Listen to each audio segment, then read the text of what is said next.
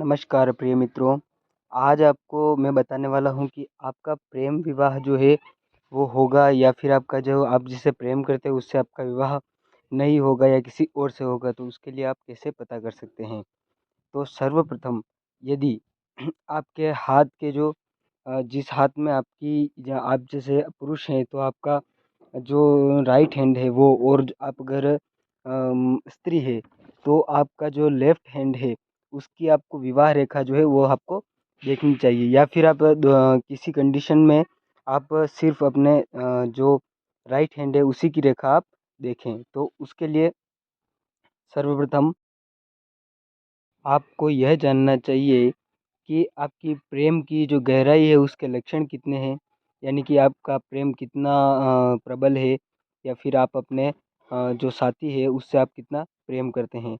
तो आप अगर अपने साथी से गहराई से प्रेम करते हैं तो आपके हाथ की जो विवाह रेखा है वह चौड़ी होगी, वह गहरी होगी और वो आपको एकदम स्पष्ट दिखाई देगी। अगर आपकी जो ये हाथ की जो विवाह जो रेखा है उसमें अगर आपको हल्का सा पीलापन या फिर वह सफ़ेदी लिए हुए दिखाई दे, तो इस अवस्था में आपका प्रेम विवाह होना थोड़ा मुश्किल हो जाता है। परंतु यदि आपकी हाथ की जो प्रेम ये विवाह यानी कि गुलाबी रंग या फिर लाल रंग हो, अगर उसमें यानी हल्की गुलाबी या लाल रंग की दिखे, तो आपका प्रेम हो जो है वह जोशपूर्ण होगा और आपकी प्रेम विवाह की जो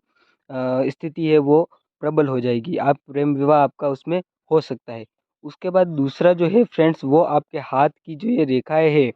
उसमें जिस प्रकार से ये वी की आकृति बनी हुई है हृदय रेखा के ऊपर, तो उससे आप देख सकते हैं कि अगर ये वी की जो आकृति है ये यानी कि इस तरीके के अगर 2 मुँह निकले हुए हैं और इसके बीच में ये गैप है, तो आपका प्रेम विवाह अवश्य होगा। ये आप जान लें कि आपका प्रेम विवाह अवश्य होगा। उसके बाद मित्रों, यदि आपकी विवाह रेखा सुंदर और अच्छी है और उसके चंद्र क्षेत्र से वह प्रारंभ होकर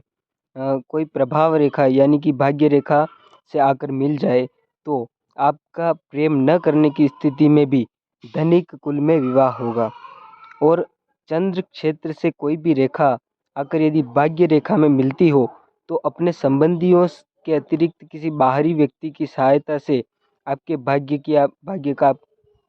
वृद्धि का उसमें आपका लक्षण प्रकट होता है। इसका अर्थ ये है कि विवाह द्वारा आपका भाग्योदय होगा, यानी कि विवाह के पश्चात ही आपका भाग्य उदय होगा और आप किसी अच्छे काम में लगेंगे।